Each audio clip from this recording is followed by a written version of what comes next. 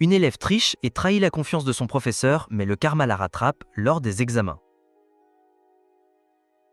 Dans une petite ville universitaire, une élève nommée Clara s'était bâtie une réputation irréprochable. Toujours assise au premier rang, carnet ouvert, sourire assuré, elle incarnait aux yeux de tous l'exemple de l'étudiante modèle. Ses camarades l'admiraient, ses parents s'en vantaient, et ses professeurs semblaient convaincus d'avoir devant eux un futur prodige. Mais derrière cette façade lisse, Clara cachait une vérité dérangeante. Elle n'avait jamais vraiment fourni les efforts que ses notes laissaient croire. Dès le début, elle s'était appuyée sur des astuces, des mensonges et de petites tricheries qu'elle avait su dissimuler avec brio. Ce double jeu, à force de réussite facile, avait nourri en elle une confiance excessive, presque arrogante. Elle se persuadait que le monde lui devait sa réussite et que la ruse faisait partie intégrante du succès. Pourtant, un malaise la rongeait. Chaque fois qu'elle croisait le regard bienveillant de son professeur de littérature, Monsieur Dubois, elle ressentait une pointe de culpabilité. Cet homme croyait sincèrement en son potentiel et voyait en elle une héritière intellectuelle de ses propres idéaux. Clara, quant à elle, savait qu'elle bâtissait son empire sur du sable, mais pour l'instant, l'illusion fonctionnait. Tout avait commencé par une simple feuille glissée discrètement sous sa manche, lors d'un petit test en mathématiques. Ce jour-là, Clara avait découvert l'adrénaline que procure la fraude réussie. La facilité avec laquelle elle avait échappé au regard du surveillant l'avait convaincue que ce chemin, bien que risqué, était celui qui lui permettrait de gagner du temps, d'éviter l'effort et de récolter malgré tout les honneurs. Ce n'était qu'un jeu, pensait-elle, et personne n'en souffrait vraiment. Rapidement, ce stratagème devint une habitude. Elle copiait des passages entiers trouvés sur Internet pour ses dissertations, persuadée que personne ne se rendrait compte. Son aisance à l'oral, sa manière de parler avec aplomb, masquaient ses manquements. Les enseignants, charmés par son assurance, fermaient les yeux sur certains détails. Clara s'enfonçait dans sa spirale, persuadée que l'intelligence résidait moins dans la connaissance que dans la capacité à manipuler. Mais plus la triche devenait systématique, plus elle prenait goût à ce sentiment de supériorité. Elle regardait les autres étudiants avec condescendance, les jugeant naïfs de passer des nuits blanches à réviser alors qu'elle, avec un minimum de ruse, pouvait obtenir de meilleurs résultats sans peine. Pourtant, derrière ce masque triomphal, une peur sourde naissait. Et si un jour, elle se faisait prendre? Monsieur Dubois, son professeur de littérature, représentait tout ce que Clara méprisait et admirait à la fois. Passionné par son métier, il consacrait ses soirées à corriger des copies et à écrire des recommandations pour ses élèves. Convaincu que Clara possédait un talent exceptionnel, il lui offrait des encouragements, des conseils personnalisés et une attention particulière. Il voyait en elle l'incarnation de ses espoirs pour la nouvelle génération. Chaque fois qu'il rendait une copie à Clara, ses yeux pétillaient de fierté. « Tu es promise à un grand avenir, je le sens ». Ces mots, censés être un cadeau, résonnaient comme une condamnation dans l'esprit de la jeune fille, car elle savait que son professeur, en réalité, encourageait un mirage. Malgré cela, Clara n'avait jamais osé briser cette confiance. Elle appréciait trop le privilège d'être l'élève préféré. Elle savourait les regards jaloux de ses camarades, l'aura de respect qui l'entourait. Et plus Monsieur Dubois croyait en elle, plus elle se sentait obligée de maintenir son mensonge. Le cercle vicieux se resserrait. Et Clara, piégée par ses propres illusions, s'avançait vers une chute inévitable. L'année scolaire touchait à sa fin, et avec elle approchaient les examens finaux, redoutés de tous. Pour Clara, c'était un défi d'un tout autre genre. Cette fois, la surveillance serait stricte, les sujets gardés secrets, et la moindre erreur pourrait lui coûter cher. Ses camarades révisaient jour et nuit, mais elle, fidèle à ses habitudes, cherchait déjà le moyen de contourner les règles. Elle passa des heures à préparer des fiches minuscules, soigneusement dissimulées dans des endroits improbables, l'intérieur de sa trousse, la doublure de sa jupe, voire même un petit papier roulé dans la pointe de son stylo. Chaque détail avait été pensé avec une précision d'horloger. Clara se persuadait qu'elle était trop malignée pour échouer, trop prudente pour se faire attraper. Pourtant, une tension nouvelle grandissait en elle. Son cœur battait plus vite à mesure que la date fatidique approchait. Le souvenir du regard de Monsieur Dubois la hantait. Et si elle le décevait? Et si, pire encore, elle se faisait prendre sous ses yeux? Malgré tout, Clara étouffa ses doutes. Après tout, la chance l'avait toujours protégée. Pourquoi en serait-il autrement cette fois? Le matin de l'examen arriva, chargé d'une atmosphère pesante. Dans la salle silencieuse, chaque élève prit place, crispé, concentré. Clara, elle, affichait un sourire serein, masque habilement collé sur son visage. À l'intérieur, pourtant, ses mains tremblaient légèrement. Elle glissa discrètement ses fiches préparées, prête à les utiliser au moindre moment. Les surveillants circulaient entre les rangées, leurs yeux scrutant chaque geste. Clara, habituée à ces moments de tension, se persuada que tout se passerait comme prévu. Elle ouvrit son sujet et sentit une sueur froide couler dans son dos. Les questions semblaient plus complexes qu'elle ne l'avait imaginé. L'angoisse monta, son regard se posa sur la feuille cachée. Au même moment, elle croisa les yeux de Monsieur Dubois, assis au fond de la salle. Son regard, à la fois bienveillant et confiant, sembla pénétrer ses pensées. Elle détourna les yeux, le cœur battant. Devait-elle risquer de sortir son anti-sush? Devait-elle jouer une dernière fois avec le destin? La pièce entière semblait retenir son souffle. Clara ne le savait pas encore, mais ce jour-là, ses choix allaient transformer son avenir pour toujours. Clara hésita un long moment avant de céder à la tentation. Ses doigts tremblants tirèrent lentement le petit papier dissimulé dans son stylo. Elle le plaça sous sa copie, persuadée que personne ne verrait rien. Un souffle de soulagement la traversa. La première question correspondait exactement aux notes qu'elle avait préparées. Rapidement, elle copia la réponse, son cœur battant comme un tambour. Mais à mesure que les minutes s'écoulaient, sa concentration se brouillait. Chaque bruit de chaise, chaque pas du surveillant résonnait comme une menace. Elle jetait des regards nerveux autour d'elle, persuadée que ses camarades pouvaient deviner son stratagème. L'illusion de contrôle qu'il avait toujours portée commençait à se fissurer. Et soudain, un détail anodin fit naître une angoisse sourde. Elle crut voir M. Dubois la fixer. Était-ce une coïncidence? Ou bien avait-il remarqué son manège? Son sourire bienveillant, qui autrefois l'apaisait, prenait désormais une allure inquiétante. Clara continua malgré tout, convaincue qu'il était trop tard pour reculer. Mais au fond d'elle, une voix insistante murmurait « Cette fois, tu es allé trop loin ». À la moitié de l'examen, l'ambiance dans la salle changea subtilement. Un surveillant, soupçonneux, se mit à ralentir ses pas près du bureau de Clara. Elle sentit son souffle s'accélérer, ses mains devenir moites. Chaque seconde paraissait durer une éternité. Elle tentait de se redresser, de feindre une assurance naturelle, mais son regard fuyant la trahissait. Un autre professeur se rapprocha, consultant les copies d'un œil discret. Clara avait l'impression que tout l'univers conspirait contre elle. Elle glissa précipitamment son anti-sèche sous sa manche, manquant de peu de la faire tomber au sol. Son cœur bondit dans sa poitrine. Un seul faux mouvement et tout serait perdu. Ses camarades, concentrés sur leur propre copie, semblaient indifférents. Mais Clara était persuadée qu'ils pouvaient entendre le fracas de son angoisse. Elle tentait de répondre sans aide, mais ses connaissances s'avéraient trop limitées. La panique montait. Elle savait que le moment fatidique approchait. Soit elle prenait le risque ultime, soit elle rendait une copie médiocre. Son orgueil, plus fort que sa prudence, l'empêchait d'accepter la défaite. Alors qu'elle sortait à nouveau son anti-sèche pour répondre à une question cruciale, une bourrasque inattendue traversa la salle par une fenêtre entr'ouverte. Le petit papier s'envola, glissant sur le sol, juste au pied d'un surveillant. Le temps sembla s'arrêter. Clara sentit son sang se glacer. Le surveillant fronça les sourcils,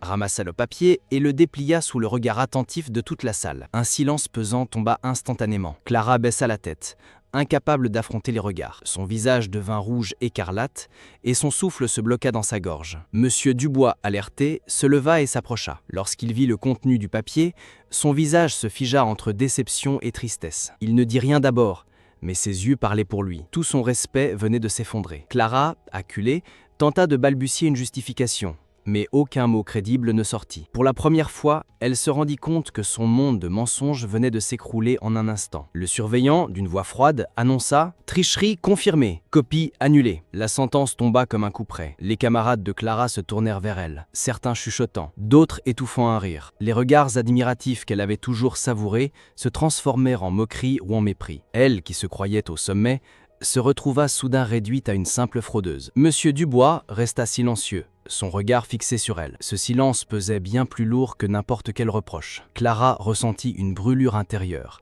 mélange de honte et de rage. Elle avait perdu non seulement son examen, mais aussi l'estime de l'unique personne qui y croyait sincèrement. Sortie de la salle sous escorte, elle marcha dans le couloir comme dans un cauchemar. Chaque pas résonnait, chaque murmure amplifiait sa monte. Elle, la brillante élève, devenait désormais l'exemple à ne pas suivre. Et pourtant, une partie d'elle refusait encore d'admettre sa responsabilité. Elle voulait accuser la malchance, le hasard. Mais au fond, elle savait que tout venait de ses choix. Après l'examen, Clara fut convoquée dans le bureau de M. Dubois. L'atmosphère y était lourde. Le professeur la regarda longuement, sans colère apparente, mais avec une tristesse profonde. « Je t'ai fait confiance, Clara », dit-il d'une voix basse. « Tu avais tant de potentiel, mais tu as choisi le mensonge. » Ces mots percèrent son cœur comme une lame. Elle aurait préféré des cris, des menaces, n'importe quoi d'autre que cette déception silencieuse. Pour la première fois, Clara comprit réellement ce qu'elle avait détruit. Un lien de confiance qui ne se reconstruirait jamais. Elle tenta maladroitement de se justifier, parlant de pression, de peur de l'échec, mais ses excuses sonnaient creux. Monsieur Dubois secoua la tête. « Ce n'est pas l'échec qui te condamne, mais ton choix de trahir. » Ces paroles restèrent gravées en elle,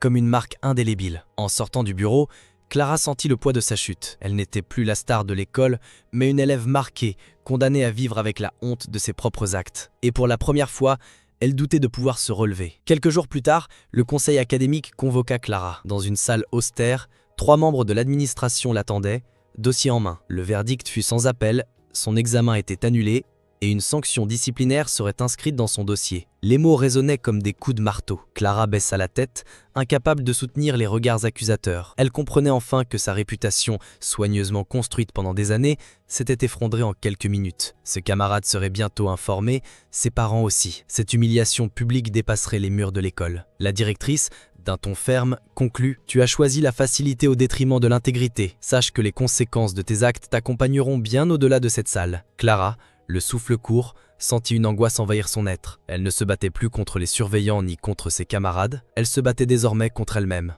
Lorsque la nouvelle se répandit, les réactions des étudiants furent implacables. Ceux qui l'avaient admirée l'ignoraient désormais, comme si elle n'avait jamais existé. Certains ricanaient dans les couloirs. « Voilà la grande Clara, incapable de réussir sans tricher !» Ces paroles la poignardaient. Ceux qui l'avaient jalousée savouraient sa chute, trouvant une étrange satisfaction à voir celle qui se croyait invincible s'effondrer. Même ses amis les plus proches s'éloignèrent, craignant d'être associés à sa fouette. Clara se retrouva isolée, seule, prisonnière du silence glacial de l'exclusion sociale. Chaque matin devenait un supplice.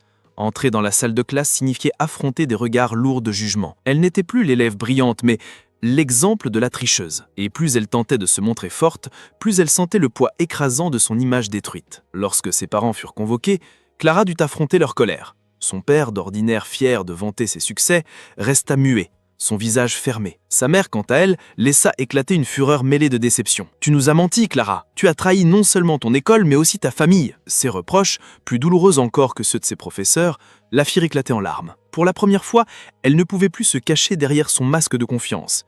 Elle était nue face à la vérité. Ses parents décidèrent de réduire ses privilèges, exigeant qu'elle assume des conséquences de ses actes. Clara se sentit trahie par son propre choix, mais aussi prisonnière de ses mensonges. Elle aurait voulu disparaître, effacer son erreur, mais il était trop tard. Désormais, elle devait porter ce fardeau devant ceux qui l'avaient toujours admirée. La sanction académique ne fut que le début. La solitude devint son quotidien. Ses amis l'évitaient, ses professeurs la regardaient avec méfiance, et même ses parents semblaient distants. Les couloirs de l'école, autrefois un théâtre de gloire pour elle, se transformèrent en un labyrinthe oppressant. Chaque jour, Clara repensait à son choix. Elle se souvenait du moment où elle avait glissé son anti-sèche sous sa manche. Elle réalisait que cet instant avait marqué la frontière entre son ancienne vie et ce qu'elle vivait maintenant. Elle se demanda pourquoi elle n'avait pas eu le courage d'affronter la vérité, ses propres lacunes. Elle comprit que ce n'était pas seulement l'échec qui la détruisait, mais la perte de confiance des autres. Car sans confiance, que restait-il? Une élève brisée, incapable de retrouver sa place.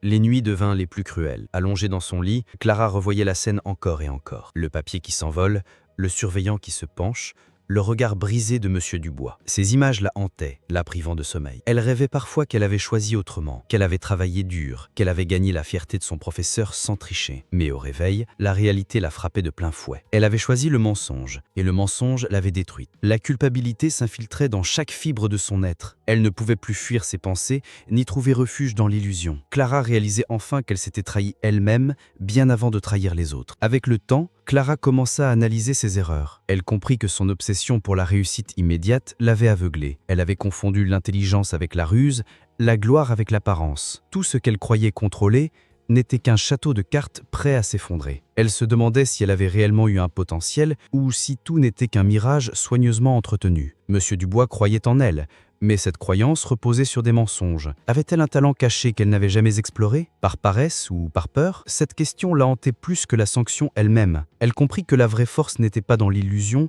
mais dans l'effort, la discipline et l'honnêteté. Mais cette révélation arrivait trop tard.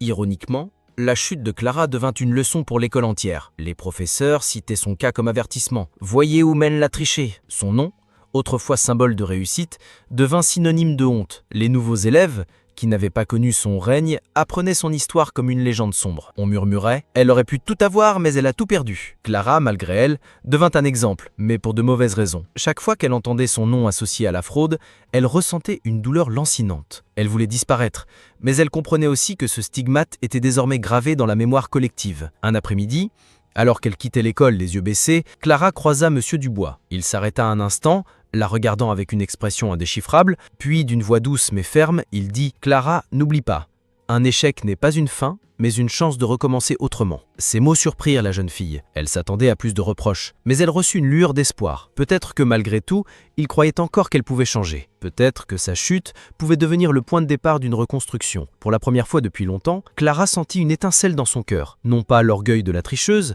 mais le désir sincère de redevenir digne. Décidée à se rejeter, Clara se plongea enfin dans le travail. Les nuits blanches qu'elle avait évitées devinrent sa nouvelle réalité. Elle lut, révisa, écrivit, s'exerça sans relâche. Non pas pour les autres, mais pour elle-même. Elle voulait prouver qu'elle pouvait réussir sans ruse, que son esprit avait de la valeur au-delà du mensonge. La route fut difficile, les souvenirs de son humiliation revenaient sans cesse, mais elle les utilisa comme carburant. Elle découvrit la satisfaction amère mais sincère de l'effort. Pour la première fois, elle comprit la véritable signification du mot « mérite ». Les mois passèrent et Clara parvint, à force de travail, à obtenir des résultats honnêtes. Ses notes n'étaient plus les meilleures, mais elles étaient réelles, gagnées à la sueur de son front. Monsieur Dubois, observant de loin, esquissa un sourire discret. Clara avait perdu son statut, son prestige, mais elle avait gagné quelque chose de plus précieux, une conscience éveillée. Elle savait désormais que la tricherie conduit toujours à la ruine et que seule l'intégrité construit un avenir solide. L'histoire de Clara devint un avertissement, mais aussi une promesse. On peut tomber, mais on peut aussi se relever. Tout dépend des choix que l'on fait après la chute. Alors, chers lecteurs, souvenez-vous, le mensonge finit toujours par se retourner contre celui qui l'utilise. Voulez-vous connaître d'autres récits où la vie punit les faux pas et récompense la vérité? Abonnez-vous pour ne rien manquer.